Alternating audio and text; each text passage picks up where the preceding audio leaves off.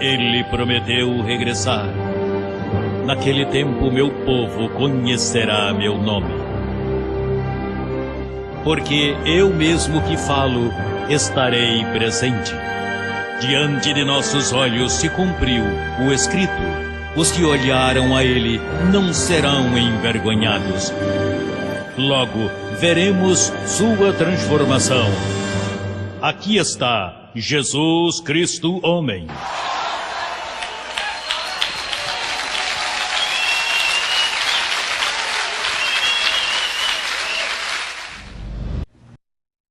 Verso 6 de Gálatas, capítulo 1. Amém? Todos aí? Diz o apóstolo Paulo, escrevendo aos irmãos de Gálatas, disse: estou maravilhado de que tão rapidamente vos tenhais afastado do que os chamou pela graça de Cristo para seguir um evangelho diferente. Não que haja outro, senão que há alguns que vos perturbam e querem perverter o evangelho de Cristo. Mas, se ainda nós, ou um anjo do céu, vos anunciar outro evangelho diferente do que vos anunciamos, seja anátema. Como antes dissemos, também agora repito: se alguém vos prega diferente evangelho do que haveis recebido, seja anátema. Pois busco agora o favor dos homens ou de Deus? Ou trato de agradar aos homens? Pois, se ainda agradasse aos homens, não seria servo de Cristo.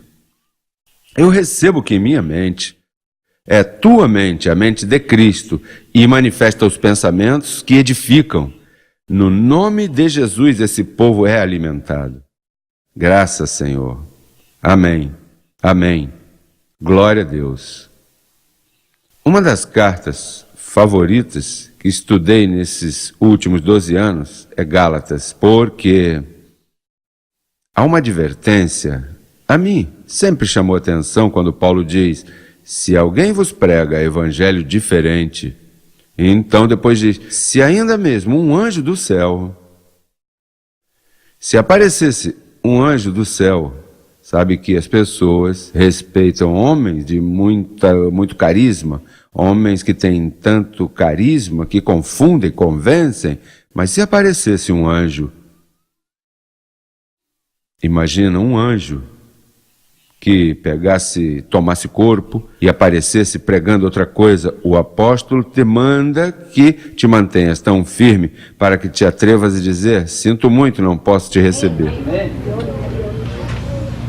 E agora note, o apóstolo diz: se aparecer um anjo, às vezes me chama a atenção que a Pedro o tinham como o anjo da igreja. O apóstolo Pedro era como um anjo para aqueles dias. Uma vez, estavam orando por ele, quando estava preso, e então ele apareceu na igreja e a igreja disse: olha, o anjo de Pedro está aí.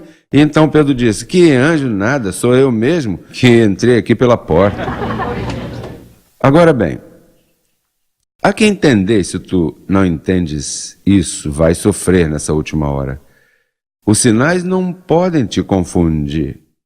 Nós teremos os sinais, aqui vemos sinais. Agora, tem que entender uma coisa, que os sinais não ocupem o lugar do evangelho da graça. E isso é bem importante. Que não ocupem, os sinais, prodígios e maravilhas não ocupem o lugar da graça, senão vão te confundir. Porque veja, o próprio Pedro que fazia tantas maravilhas e sinais, veja o que Paulo teve que fazer com ele. Busque Gálatas capítulo 2, veja o que tem. Capítulo 2, verso 14, veja o que diz. Tinha sinais, mas não tinha conhecimento. E veja o que Paulo teve que fazer com Pedro.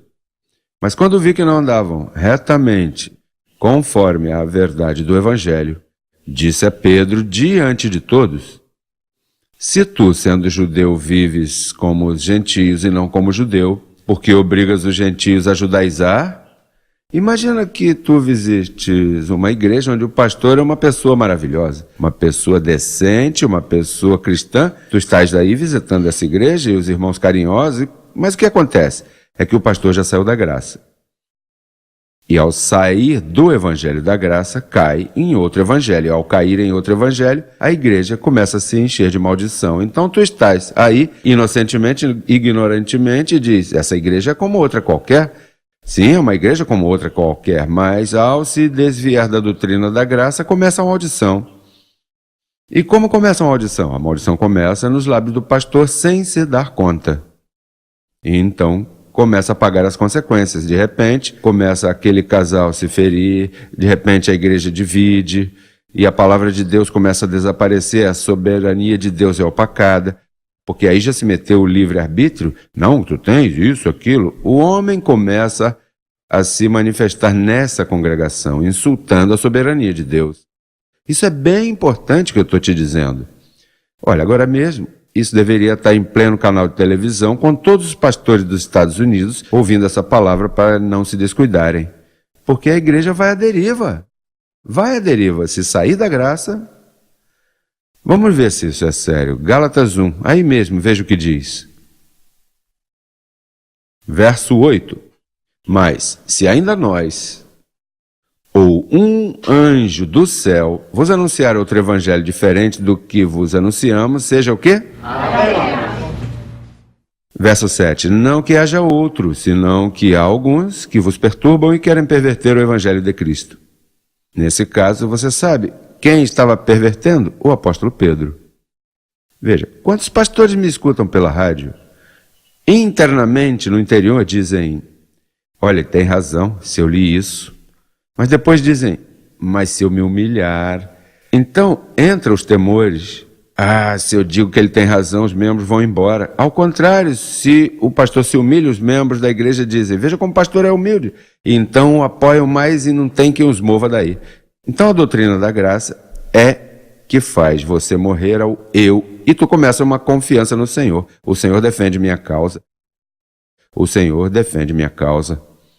Bom, você viu que em um ano eu não me atrevi a defender-me pela rádio. Você viu o que eu fiz com aquela defesa? Os declarei a eles abençoados. Esse é assim. Se me meter em carne e digo, não, que aqui tem alguns que estão me escutando, que não me entendem, então... Começa e a guerra segue. E tudo isso opera assim.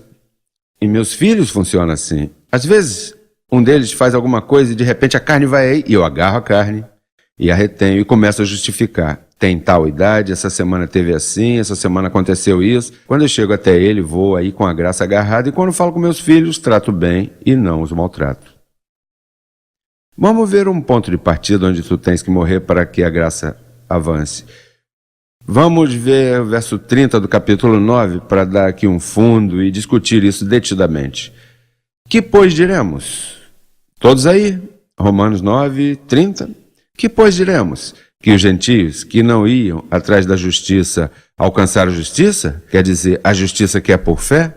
Mas Israel, que buscava uma lei de justiça, não alcançou. Por quê? Porque iam atrás dela não por fé, senão como por obras da lei, pois tropeçaram na pedra de tropeço, como está escrito, aqui põe em Sião pedra de tropeço e rocha de queda, e o que crer nele não será envergonhado.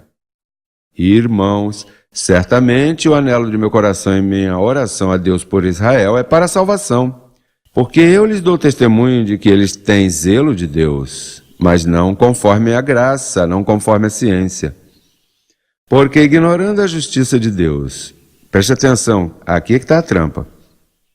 Não vai cair nessa trampa. Porque ignorando a justiça de Deus e procurando estabelecer a sua própria, não se sujeitaram à justiça de Deus. Agora veja outro verso que te dá a chave. E aqui tens que ser inteligente. Veja outro verso. Porque o fim da lei é Cristo para a justiça a todo aquele que crê. Porque da justiça que é pela lei... Moisés escreve, o homem que crer nessas coisas, vê aí, fazer e o crer a diferença? Quando tu falas de crer, não podes estar falando de fazer. Quando tu falas de fazer, não podes estar falando de crer. E pastor, e por que Tiago diz que a fé sem obras é morta? Isso eu te explico mais tarde. Vamos ler de novo aí. Porque da justiça que é pela lei, verso 5. Moisés escreve assim: o homem que fizer estas coisas viverá por elas, mas a justiça que é pela fé diz assim: não digas em teu coração, quem subirá ao céu? Isto é, para trazer Cristo abaixo. Ou quem descerá ao abismo? Isto é, para fazer subir a Cristo dentre os mortos. Mas que diz? Perto de ti está a palavra, em tua boca e em teu coração. Esta é a palavra de fé que pregamos, que se confessares com tua boca que Jesus é o Senhor, e creres em teu coração que Deus o levantou dos mortos, serás salvo. Porque com o coração se crê para a justiça, mas com a boca se confessa para a salvação. Rapidinho, Romanos, aí mesmo, capítulo 3.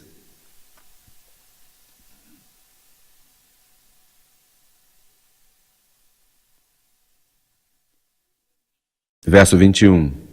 Capítulo 3, verso 21. Mas agora, a parte da lei, mas agora, ligado com a lei, a parte, não pode haver lei e haver graça, ou estás em graça ou estás em lei. A parte da lei se manifestou a justiça de Deus, testificada pela lei e pelos profetas. Eles falaram disso.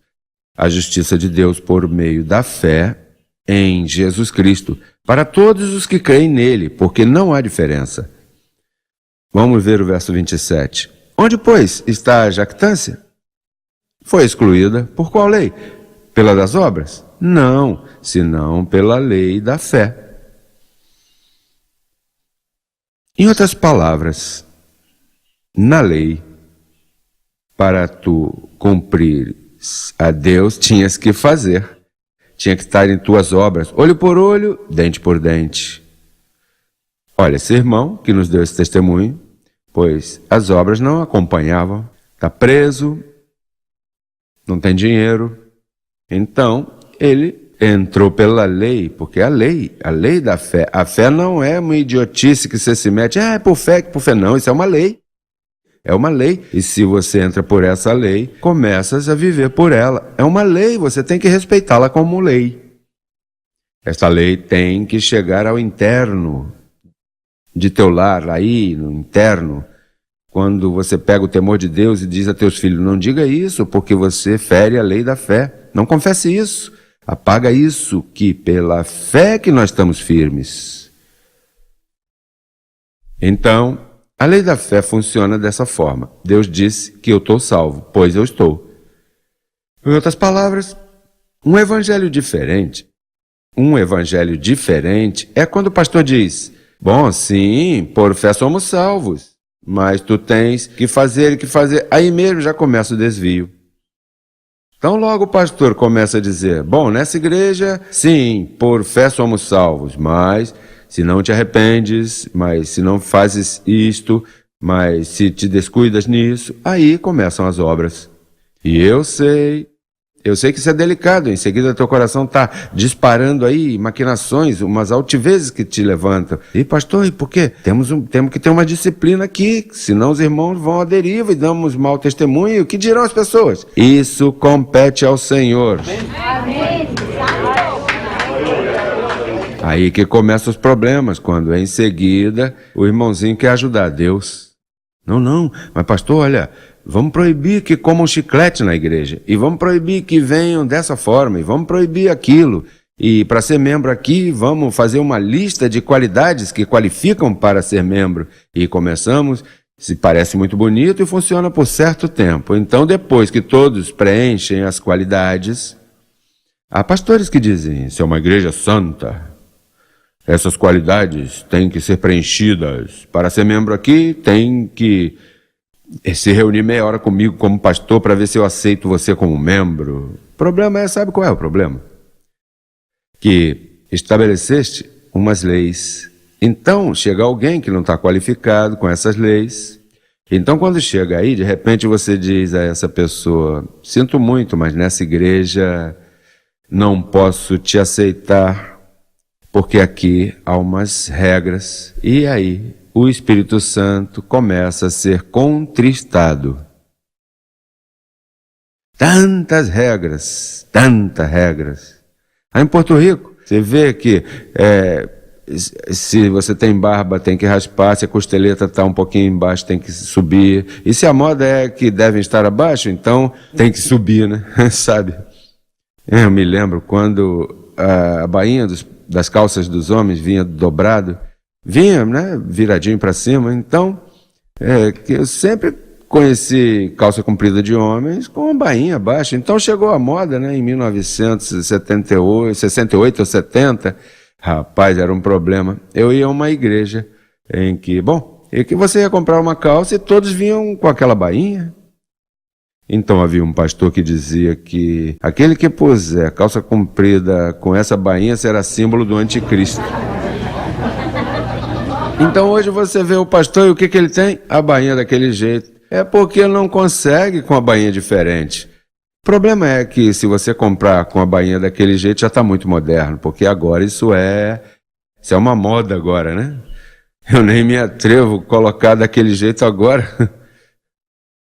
Olha como são as modas. Por isso é que a Bíblia diz que se morreste com Cristo para o rudimento do mundo, por que vos submeteis a preceitos tais como não prove, não pegue, não toque, conforme a mandamentos e doutrina de homens? Todas as coisas se destroem conforme o uso?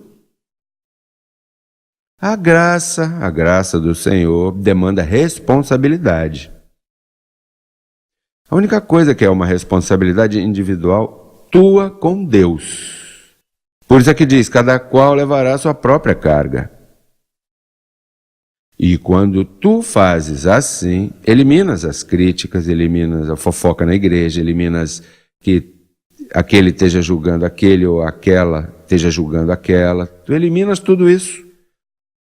Simplesmente tu começas a respeitar o indivíduo pelo que é. Imagina que eu vá agora, essa tarde, na tua casa, e que eu vá te visitar e de repente tu tens que transformar tudo que tens aí na sala para me impressionar. Que mal se vê isso. Vem aí o pastor, tira essa revista daí, esconde o guia da TV para que não pense que temos TV a cabo. Que pensará se ele souber que temos TV a cabo? Como nos julgará, né? Que pensará de nós se vê que você recebe essa revista aí pelo correio? Você sabe, né? Assim é o legalismo. Quando você não está em graça, você tem que estar impressionando. Por isso lhes disse que amanhã vão nos julgar. E a mim tu não tens que impressionar. Eu te amo tal e como tu és. Sim, pastor, mas tem que mencionar que algumas irmãs usam umas roupas que são de muita tentação. Isso é elas com sua roupa. Mas você acha que devem cuidar-se da roupa? Eu creio que devem cuidar de suas roupas. Mas isso importa ao esposo delas, não a mim. Pergunta ao esposo dela para que ele... Se o esposo dela não se aborrece, deixe isso assim. Sim, mas o que vamos fazer com a igreja? Vamos fazer o que Deus faz com a sua igreja. É Ele quem cuida, é Ele quem é o pastor das ovelhas, é Ele quem dá o crescimento. Me lembro que lá em Porto Rico me chegou um rapaz com uma trança assim, bem comprida, tinha uma trança ele. E trouxe o saxofone, e ele tocava esse saxofone, e eu gostava quando ele tocava o saxofone. Então cantava salmos, se chama Pablo Davi. Ele tocava uns salmos tremendos, e então ele servia como de termômetro para Deus me dizer quem eram os legalistas da igreja e quem eram os mais sensíveis. Rapaz, o que eu tinha que fazer era, irmãos, conosco Pablo Davi. E tava aquelas caras assim, como o pastor pode permitir que esse homem que usa essa trança esteja aí? E eu amando a Pablo Davi. Pablo Davi, não se aborreça. Tem uns irmãos aqui que vêm de um passado religioso e se aborrecem com tua trança, sabe? Deixa que... Olha que nada. 6 meses depois chegou Pablo Davi com o cabelinho cortado. Então os que o amaram foram amigos dele. E aqueles que estavam com aquelas caras continuaram com sua ira, sua raiva. Seguiram daquele jeito. Quando se aproximava a ele, agora sim.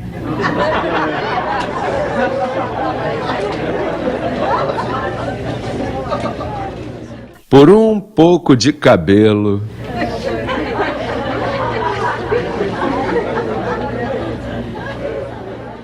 Vamos buscar Hebreus, capítulo 13. Hebreus, capítulo 13. Hebreus, capítulo 13.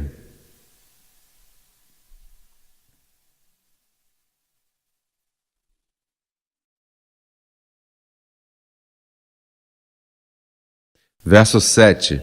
Lembrai-vos de vossos pastores, que vos falaram a palavra de Deus. Considerai qual tenha sido o resultado de sua conduta e imitai sua fé. Jesus Cristo é o mesmo ontem e hoje pelos séculos. Não vos deixeis levar por doutrinas diversas e estranhas, porque boa coisa é afirmar o coração com o quê? Com o quê? Sabe o que eu estou fazendo contigo? Hoje estou tratando de afirmar teu coração. Afirmar é poner estacas, assegurá-lo, que não se mova da graça, porque eu sei que depois que você sai daqui, sempre se aproxima de ti um legalista que te diz: cuidado com essa igreja. Cuidado com essa igreja. Ali se dizem coisas estranhas. E veja, estranho é o que eles dizem. Porque o que eu digo é o que a graça diz. Veja o que diz aí. Olha, eu vou repetir. Não vos deixeis levar de doutrinas diversas e estranhas, porque boa coisa é afirmar o coração com a graça, não com alimentos, que nunca aproveitaram aos que se ocuparam delas. Apóstolo Paulo teve que dizer não com manjares, porque naquele tempo o que tu comia tinha muita importância. Antes, a religião era pelo que tu comias. Foi daí que os católicos desenvolveram a ideia que não comer carne na sexta-feira, proibindo alimentos e situações assim. Não com alimentos, olha. O cristianismo não tem nada a ver com o que você come. Se tu comes mal, tu vais pagar você mesmo. Tu queres viver muitos dias? Cuida-te do que come. Mordomia da boca. Tem que correr e pegar um pouco desse arroz aí, você sabe, comer pouco. Como é que você faz? Primeiro te chega a convicção, deve-se cuidar nisso aí. Agora eu vou te dizer, eu estou falando da carne, agora em espírito, boa coisa é afirmar o coração com a graça. Não saia da graça, não saia da graça. Vamos a Colossenses.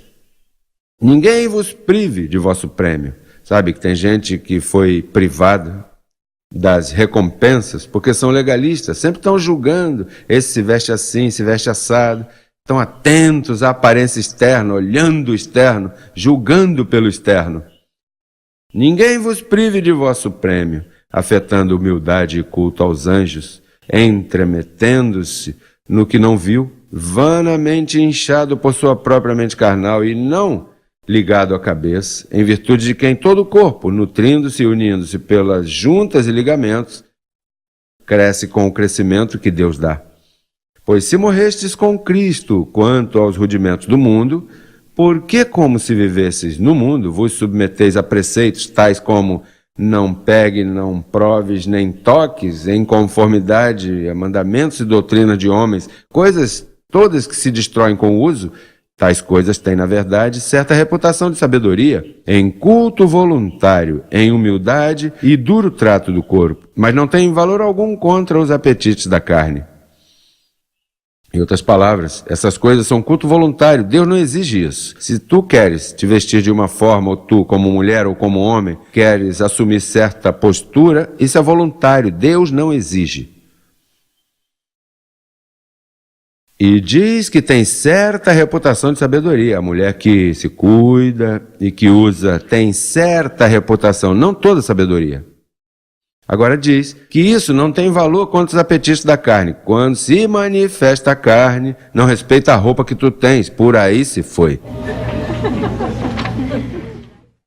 Quando a tentação está aí, não importa como te vistas, se não tens conhecimento e teu coração não está firme na graça, vais sofrer. O que? Que tu tens uma família legalista?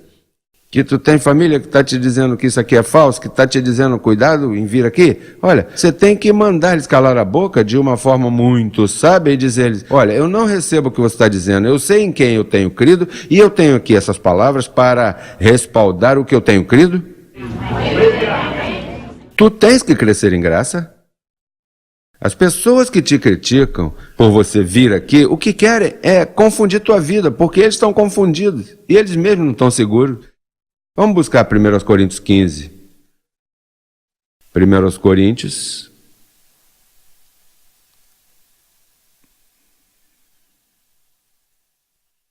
Aos Coríntios 15, 10.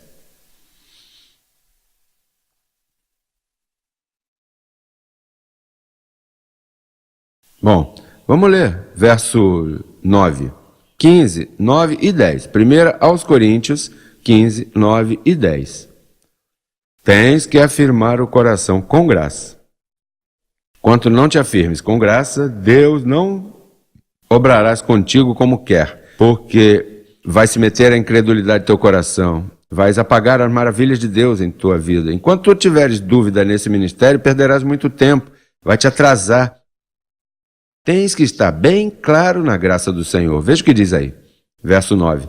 Porque eu sou o menor dos apóstolos, que não sou digno de ser chamado apóstolo, porque persegui a igreja de Deus, mas pela graça de Deus sou o que sou, e sua graça não foi em vão para comigo. Antes trabalhei mais que todos eles, mas não eu, senão a graça de Deus comigo. Veja como consertou quando falou dos 11 apóstolos, como Paulo chegou por último, disse, eu sou o menor.